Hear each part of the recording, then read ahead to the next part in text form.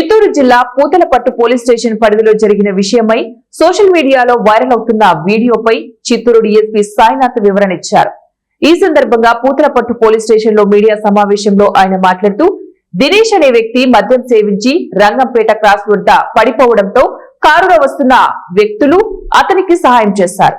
సహాయం చేసిన వారిపై దాడి చేయగా వారు పోలీసులకు సమాచారం ఇవ్వడంతో అతనిపై డ్రంక్ అండ్ డ్రైవ్ కేసు నమోదు చేయడంతో కావాలనే తన పాపని తీసుకుని వచ్చి పోలీస్ స్టేషన్ లో హల్చల్ చేసినట్లు ఆయన తెలిపారు. పోలీసులు ఉద్యోగులకు ఆటంకం కలిగించిన అతనిపై కేసు నమోదు చేసినట్లు డీఎస్పీ తెలిపారు. దినేష్ రామాపురం కాలనీ పూతలపట్టుకు సంబంధించిన వ్యక్తి వాళ్ళకి వెనకవైపున వస్తూ టూ వీలర్ లో బాగా డ్రంకన్ కండిషన్ లో ఉన్నాడు. వచ్చి రోడ్డు పైన పడిపోయినాడు.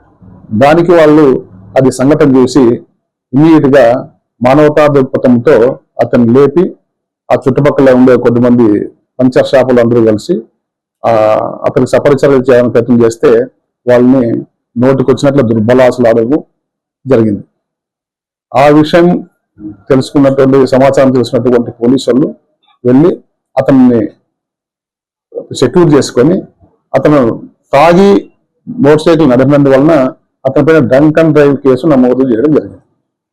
దీనికి రిటాలియేషన్ గా అతను ఒక ఫేక్ ప్రచారం నా పైన తప్పుడు కేసు పోలీసులు నమోదు చేశారని చెప్పేసి సోషల్ మీడియాలో ఒక ప్రచారం చేస్తూ తనకు రోడ్ యాక్షన్ లో కలిగిండే గాయాలను పోలీసులు కొట్టినారని చెప్పేసి, తర్వాత ఈ తప్పుడు కేసు పోలీసులు కొంతమంది పూతలపట్టులోని నాయకుల యొక్క ప్రోద్బలంతో పోలీసులు పెట్టినారని చెప్పేసి, నేను చావాలనుకుంటే నా భార్య పిల్లతో పాటు నేను చచ్చిపోతాను, దానికి